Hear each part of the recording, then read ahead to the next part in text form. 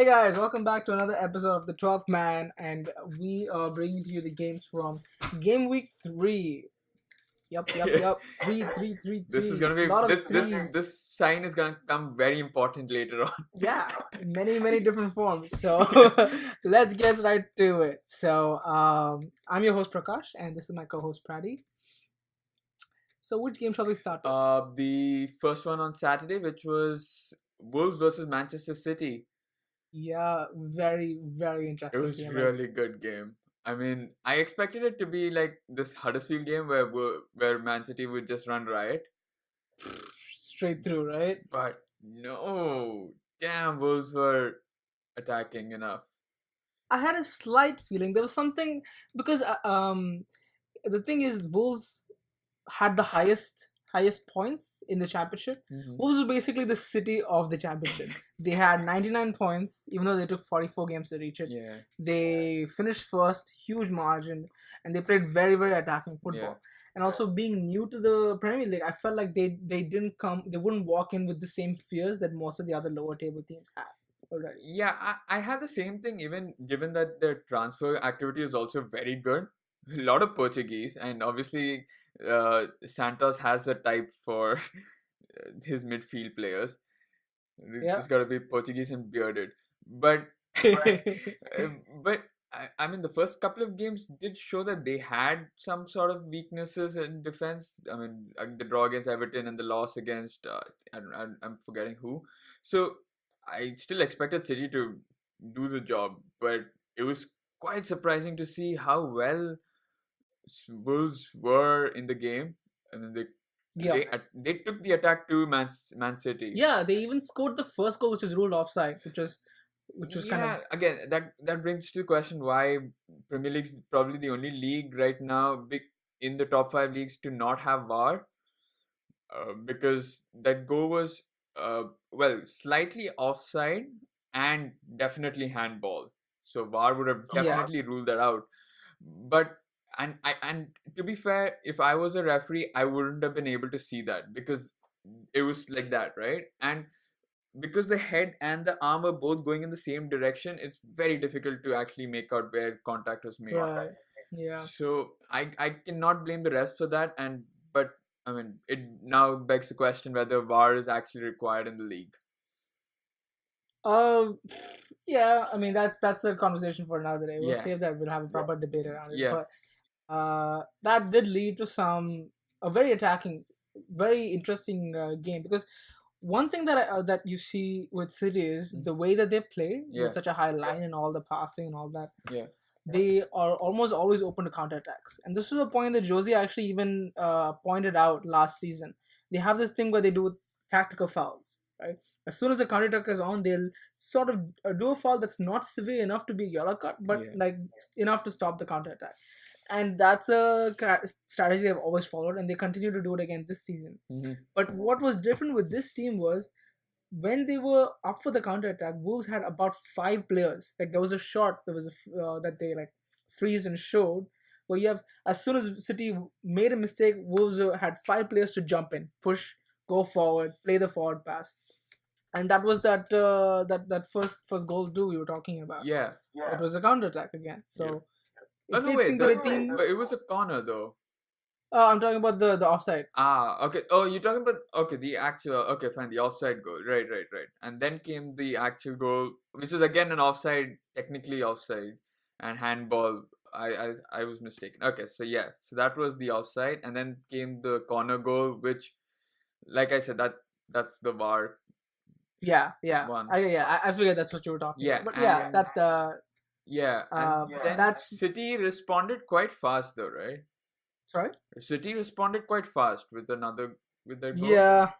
Yeah. Laporte header. I didn't see that happening, but I guess Yeah, it was again a foul outside, and then he swung it in, and it was.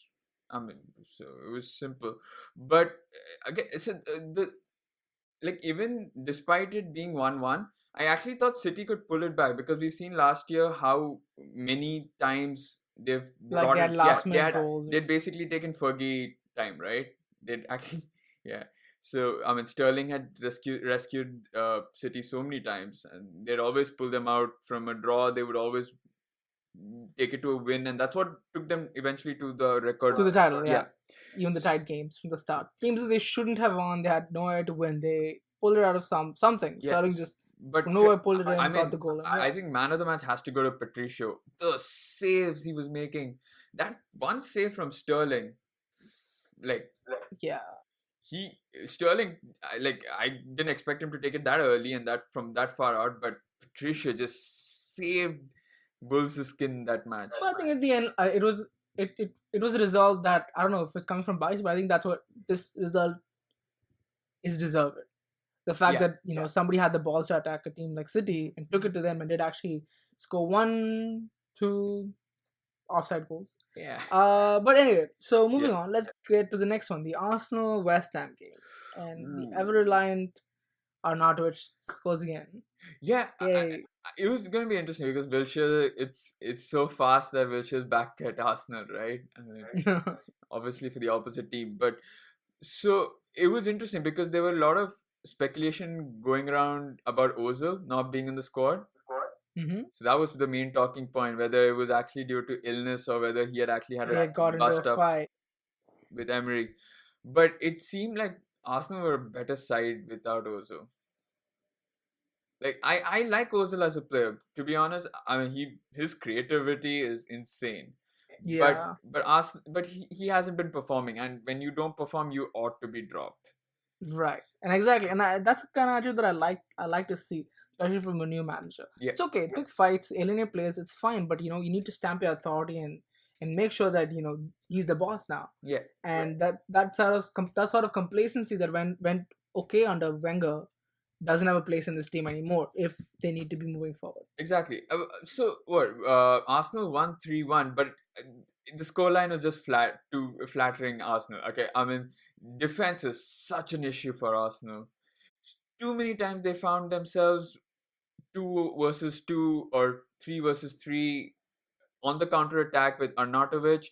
Felipe Anderson was running riot. Okay, because you had Bellerin and Monreal who were more attacking than defensive fullbacks. Yeah, And when playing you so have forward, right? and when you have that, you have people making runs behind them, and it's easy for them to make those passes to those players. And Felipe Anderson found himself with yards of space more often than not.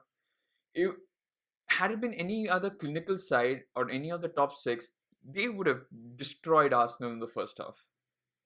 Yeah, definitely. And also they play so high up, and they again open. They're just prone to counter attacks, and with the defensive pairing that they've got right now, it's going to take a lot of effort and lot of training for Yeah. the team to actually figure out a way to stop it. Like how City did. City had the same problem over the first season, Mhm. and they figured it out by the second season how to stop it. They But just ended up I buying mean, really fast, They went to the market way. but really fast fullbacks. Arsenal, I don't think have that much in. I mean, I don't think they can go the market way and buy 200 million worth of defenders. But they do need, because the Mustafi and Socrates aren't fast enough to recover. Yeah, definitely. Well, at least you got Bellerin, but the fact that he plays so high up doesn't help. Well, it did help in this case because he got 2 assists in an offensive manner. His first was a cross, which And which yeah, the keeper Montreal's scoring parried. from the other side too. So this is like a very high up fullback system. So But it'll be again, interesting to see how it evolves. yeah, another thing I just want to mention is that he's got to play Lacazette up front with Aubameyang. Too many times in the first half, Aubameyang was always on the wide end of the pitch. Okay, like Aubameyang needs to make those runs, and Mkhitaryan and Ozil need to find it. Now, Yeah, if that's his Aubameyang's going to skill. stay, if Aubameyang going to stay on the wide end of the pitch, there's no way that he can make a run in the center, and it's going to be problematic for any Arsenal midfielder to make those through balls which are so required. Yeah, With Lacazette, at least Aubameyang's pressure decreases as he's not the lone striker. He can play with Lacazette. So I mean, it's been evident from the past 3 matches that he needs to play Lacazette and Aubameyang up front. It does mean that he has to sacrifice his midfield a bit, but that's the only way they're going to get goals. They're anyway going to let in goals with that defense. So you might as well try and outscore the opponent by having that little bit of offensive, extra offensive player. Yeah, it'll be interesting to see the evolution of Arsenal with these Yep. players and see. Maybe we'll see that happen next week, hopefully. Yes. But So good point to move on to yeah. the next game, which is Bournemouth versus Everton. Oh yeah. Uh, yeah. Before that, I just wanted to mention that this Saturday should be known as Suspension Saturday because I think most of the matches had one red card or more, apart from Arsenal and Wolves. Okay, okay. Yeah. Everyone. I was just like watching the Arsenal match, and I'm saying somebody else has been sent out. Someone else has been sent out. I was like, how? What has happened? Bournemouth had like one red card each too. Like Yeah. The Bournemouth and Everton game was basically like a karmic consequence, right? Like Richarlison got sent off for like kind of just nudging, not exactly headbutting, but nudging Adam Smith on the head, and he got sent off, which was, I wouldn't call that a red card, maybe yellow yeah, card. hopefully there's no like it's they retroactively make it just one Yeah. one game.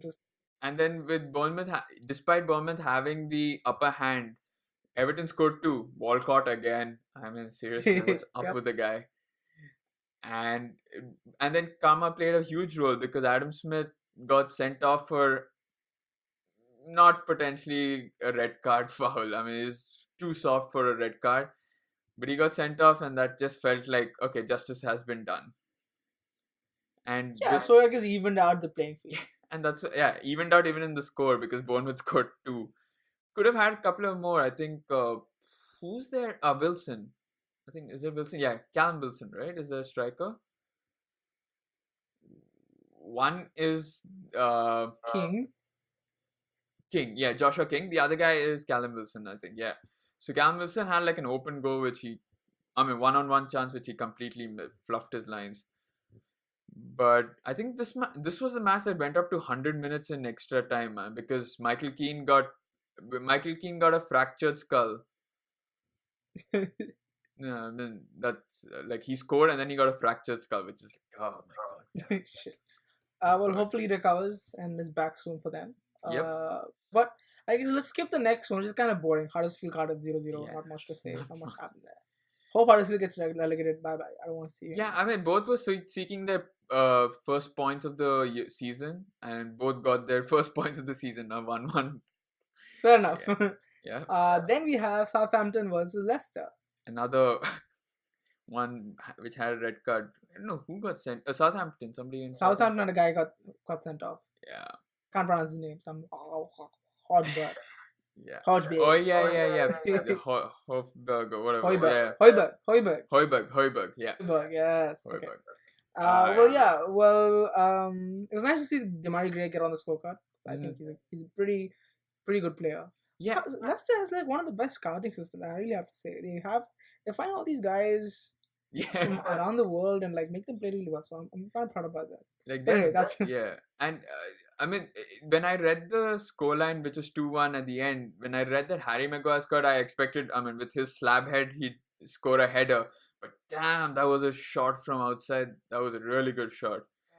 I didn't expect that. Sad to see all these guys performing so well. You know, Harry Maguire, Toby Alderweireld. Anyway, no spoilers. Moving on. Let's go to the next game. Sunday. Or no, we still have Liverpool's game from Saturday. Oh yeah, Liverpool I thought we played on Sunday. Yeah, okay, Saturday. This was the last game on Saturday, and I was very interested in that game because we had played Brighton just the week before. Exactly. And I wanted to see how Brighton would react or how Liverpool would face Brighton, how different they would play Brighton. Yeah, I mean, especially after Brighton beat United, I expected them to come to Anfield with no fear, right? I mean, we beat them an aggregate 9-0 last season. Yep. But given that you've beaten a top 6 team, you're gonna come into the next match. Right. But like that's always been the case, right? Brighton collapsed with Liverpool, but they beat us last year also. It's sort of like they have like this thing against United. Yeah. Like how United back in the day used to have Spurs as a problem. You kind of have Brighton sort of showing up with United for the last 2 seasons in a row. But they pose the same problem as Crystal Palace did last week for Liverpool, which is they're so compact, they were so organized. They did it the other way because for United, what happened was they pressed us. Yeah. They weren't compact. They put United on the back foot. But on the other hand, with this game, it was Liverpool who went forward, high pressed, and Brighton were the ones who were more compact. And I mean, Liverpool's high press is anyway part of their game. But the thing is, Brighton couldn't high press because if you try and open yourself up to Liverpool, you're asking for trouble. open yourself to the counter press, which Liverpool are like the masters at this point. Yeah. So the thing is, they sat back. They kind of assessed the situation. We actually didn't have too many shots on target. We were struggling totally. Yeah. And I think, it was actually the only time I think that Brighton played short pass where James Miller kind of pressed them high up the pitch, passed it to Firmino to Salah anyway had his angle ready anyways. The moment Firmino came, his body was open and he slotted it past the keeper. Yeah. We had a couple of chances before that as well, but nothing clear cut as we've had. It was one of the same matches. It was one of those matches where we weren't at our best at home, and it was one of those matches where last season we would have either drawn it after scoring. Could have, yeah. The fact that you bought Van Dijk, or we would have lost your defense. And I don't think at any point of time Brighton thought they were out of the game, because at 1-0 they were always in it. Yeah. Right. We weren't at our fluent best. We were relying heavily on our defense to kind of bail us out on a couple of situations. Alisson, crazy dude. That guy, like, I've never seen it, but he got the past the ball and he chipped it over the forward and then he calmly got it down. I mean, Klopp said that he's not a huge fan of it. He'd never seen it before done by a goalie, but obviously he said that he's never had a Brazilian for a goalie before. Yeah, it's always different when you play when you got the Brazilians in your team, right? Kudos to the guy for having the confidence. Yeah, like you have Kepa, who's really really low on confidence at this point, and you also had like Dyer when he first came to the league, who was pretty low on confidence, and now you have Liverpool's keeper Alisson, who actually shows that he can do it and he is doing it. So it's good to see them starting with the front foot. Yeah, but I mean, because he's so good, you don't have to keep passing it to him, because at the end, the last 10 minutes was hell because we just kept passing it back and to the keeper. And because everyone was pressing, Brighton were pressing last 10 minutes, they have nothing else to lose, right? Yeah, exactly. You could go all out. So it kind of was a nervy last 10 minutes, and they actually had a really good chance. Gross with a header, but Alisson, man, he was man of the match for me. Crazy. See, that's what it is. You have clearly lacking places in a team, like defense and goalkeeper. Arias. Yeah. And you go and you fix that hole, and that's where Liverpool is right now. Yeah, and they're getting rewarded for the fact that they did. Yeah, just to mention that the last two matches, the last match was Virgil van Dijk as man of the match. This match was Alisson. So exactly, the hole's being fixed where it needs to be. Yeah. So moving on, let's go to Super Sunday or OK Sunday. We have Watford Crystal Palace. We had Fulham Burnley. And we finally ended the day with Newcastle Chelsea. Yes. So Watford Crystal Palace. It was another interesting game. You had Zaha score. You had Holebas. Pereira's been on form for Watford. Yeah, he's been playing quite well for Watford. Watford is the only. One of the other teams that actually won all three matches all the first three matches. So they're actually not top of the table, but one of the top. Yeah, one of the top. So it's quite higher than Man City at least. It's quite interesting whether they'll do a Burnley this season. I think they'll do better. Yeah. I have a feeling they'll do well. Yeah. No, maybe not better, but they'll do well. I'm confident they'll finish in the top half. I think at least. Watford would. I don't think Burnley are going to make it to the top half this season. Yeah, they've been leaking too many goals for a Burnley side this season.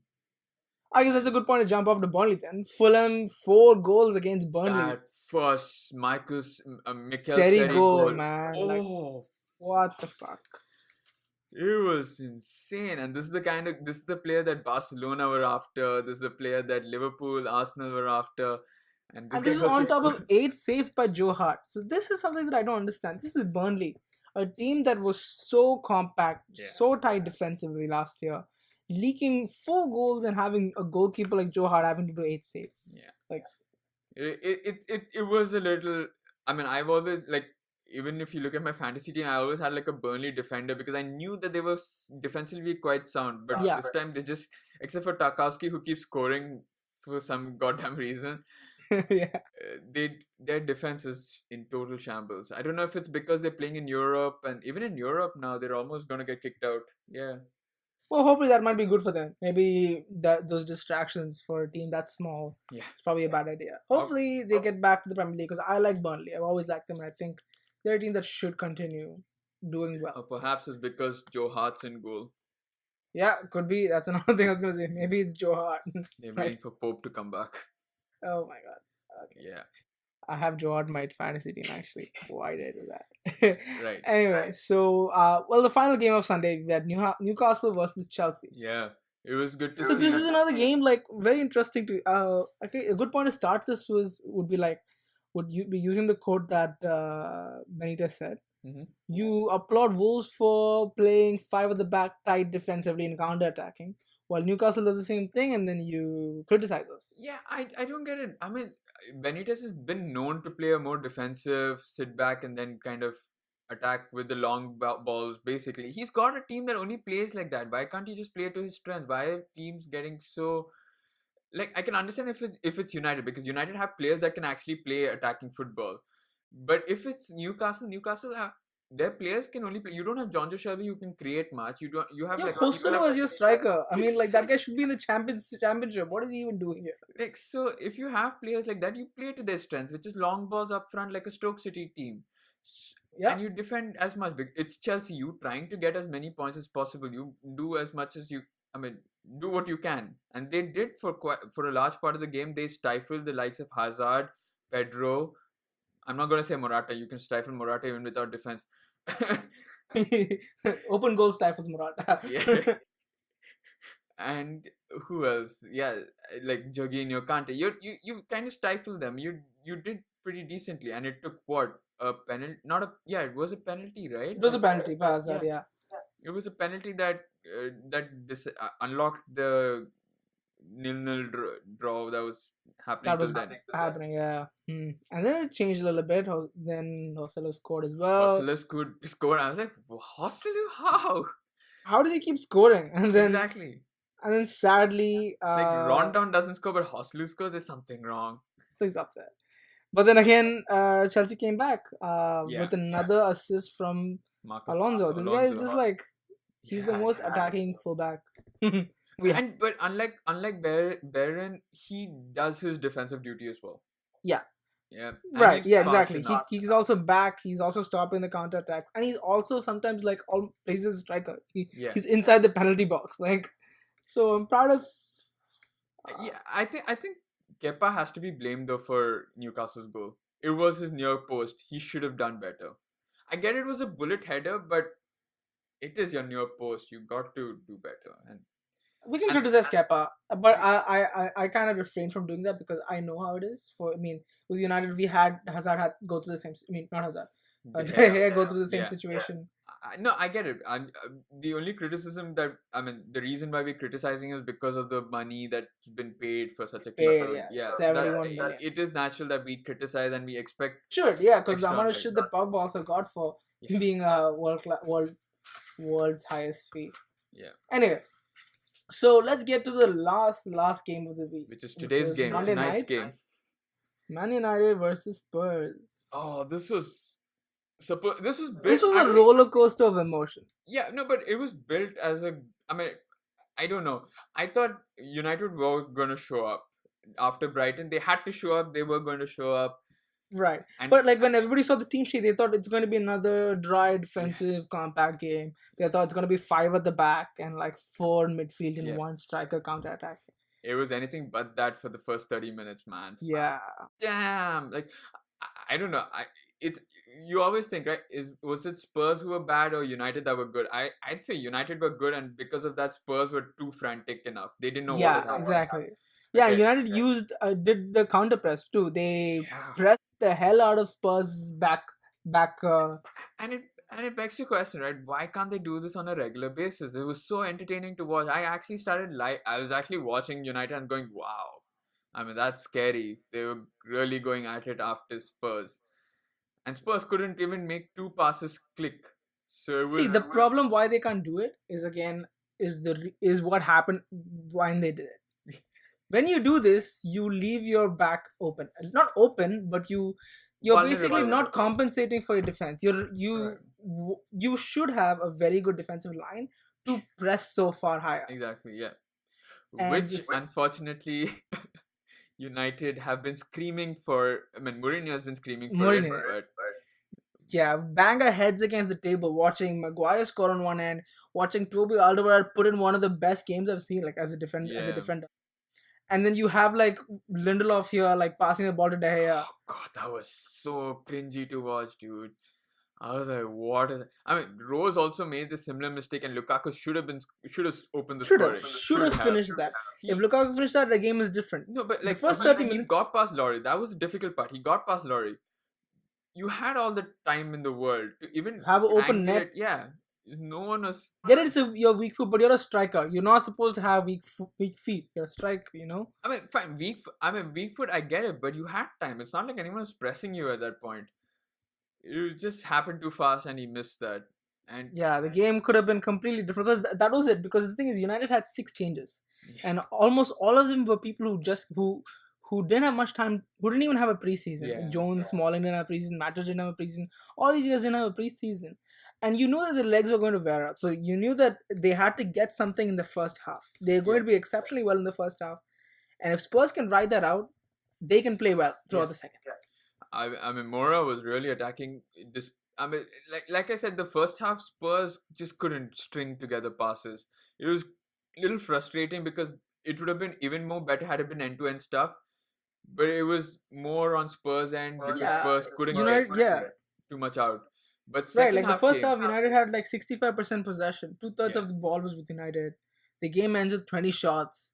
I mean, you can say all these things, but like that's something that also gets quoted against us. But the issue was that we still felt like the game was in our hand. Even when we were 2-0 down, you could still feel that there was at least another goal coming. There was at least something going to happen. Yeah, I mean, the first goal was fine. I mean, Harry Kane header. That was such a good header. I can't say that the defenders could have done much or De Gea could have done much. It was just so good. Phil Jones was marking him, but you know, I guess with the quality that you have with Kane, there's not much you can do. And it's frustrating to watch Kane score a goal like that, and then Lukaku, a $100 million player, miss a goal, an open fucking goal. It's so frustrating to see that happen. Like, I can't begin to understand now. Harry Kane scoring in August again. Again, and he was captain of my team. Can you believe that?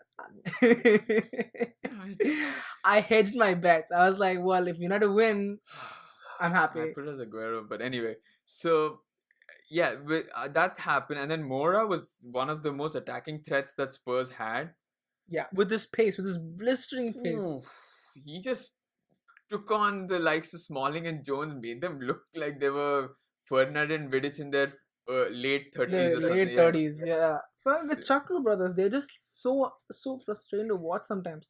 For the second goal, Jones was pretty much in midfield. What is he doing in midfield? I mean, why is Herrera in defense? What is Herrera doing in a centre back position? Herrera is kind of like he's good, but he's like an idiot. You know, it's like you give him instructions and he'll follow it exactly. Yeah. But then he doesn't think it through. Jose said, "Man, mark the fuck out of Kane." Yeah. So he gave Herrera that role. And then Kane's behind the defensive line, and Herrera was also standing there nicely, happily standing. He's like 10 yards away from the defensive line, even though because everyone was trying to play the offside trap, and then this guy's like, no, I'm just gonna stick with Kane. Exactly, and that kind of led to the second goal. And even then, even before the shot, Herrera goes up to tackle it, but you know, it was not gonna happen at that pace and everything. You really need to get in. And it was a half-hour tackle too, so it was kind of. And then came the third. Well, even the game was still open. Yeah, like you said, the game was still open. I think United had a couple of chances. My only worry is why bring on Fellaini.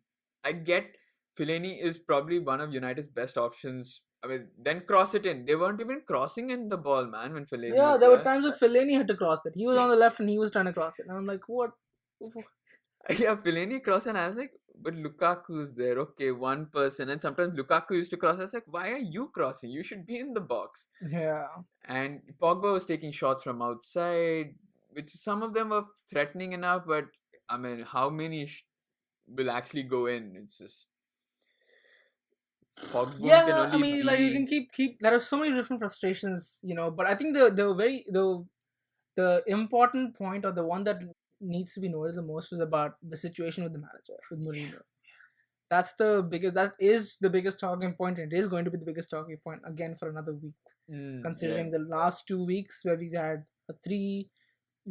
leaked 3 goals back to back on the bounce, yeah. while the manager's been screaming for another defender, screaming head out for one. Yeah, it's a debate that's not going to end anytime soon. I'm Because you have guessing. arguments on both ends Yeah, saying, you already have 2 defenders that you bought, yep. and then here some people can say, well, Like, yeah, you've asked me, you've signed me for this much, you might as well back me. I'm telling you, back here, exactly. the other two aren't that great, so I need somebody else as a third person to this thing. Pretty much, exactly. Even Gary Neville knows it. MNF, he outright says United aren't going to win the league with this centre back pairing, or with this centre back options that we have. We're just not going to do it. And Phil Jones and Smalling are not United quality. They're just not. Like, Smalling didn't even go to the World Cup. Yeah. And Jones might still be better up, but Smalling something needs to happen. Like, Problem with, yeah, Jones is good as a defender, but one, he has a mistake in him. He has a reckless mistake in him sometimes. And two, he's just injured for half of the season. He's That's not true. reliable enough to win the league with. To be honest, even Bai, who's probably the most reliable one, is injured half the time. So it is a conundrum. It is a pain. I think United. I think Mourinho should get Alderweireld or whoever it is if they Yeah. want to compete.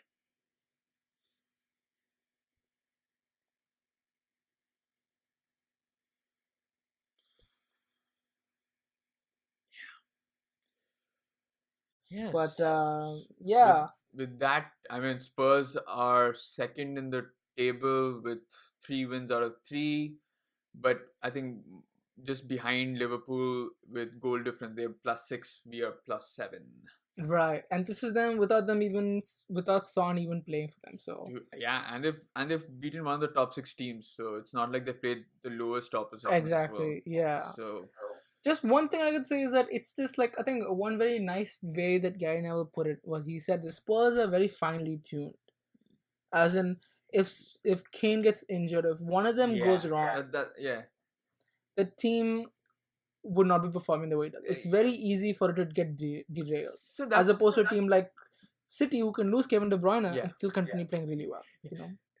That's what I've been saying, right? Is that we're not crying out saying that Spurs didn't sign anyone who will fit into the first team, but buy squad players. You don't have anyone on that bench. Lamela is injured. Son could go out for 2 years if he doesn't win gold in the Asian Games, and you have nobody else. You have likes of Harry Winks, Serge Aurier. They're not game changers or match winners. Sissoko, Banyama. They're good players, but not match winners. They're defensive players. So, like you said, it's if one of them gets injured, and Harry Kane does have an injury problem, Yeah, sometimes or in you, this yeah, season exactly. he does get injured. If he gets injured, then I mean, we've seen them They struggle without Harry Kane. So definitely. I mean, last year at least Son picked it up when Harry Kane was off. yeah, Like, he picked it up a little bit, but it's still like it's now with Champions League and everything coming in, it's going to be a it's going to difficult. be a huge stretch. Yeah, so I would still say maybe if everything goes well, I think the title race. I mean, United are out of it for now. Like, hands down, I have to say, it just seems like there's too many things going off the field and on the field. Issues in defense, in fighting, issues with Pogba, who's being such a fucking diva. Like, I can't stand this. I don't think that we're in to win the league this year, but I think the league is between. I have to say between Liverpool, City, and Tottenham. Yeah. And I'd hopefully like Tottenham to win it over the other two. So let's hope they get through That would be the day. Arsenal fans will just like go crazy. Commit suicide. Oh. Anyway, on that note, I think it's time to end the podcast for this week. And thanks for tuning in. Thanks for tuning in for Game Week number 3. We'll find you for Game Week 4, and hopefully we're on a better note. At least I'm on a better note. Yeah, But I hope no I'm matter what, continuing the United same always. momentum. I know. Damn. All right. Anyway, take care now. Bye bye. It was great having you guys. Like, share, and subscribe. And please do comment if you think we can do something better. Yeah. Or not. Anyway, take care. See you later.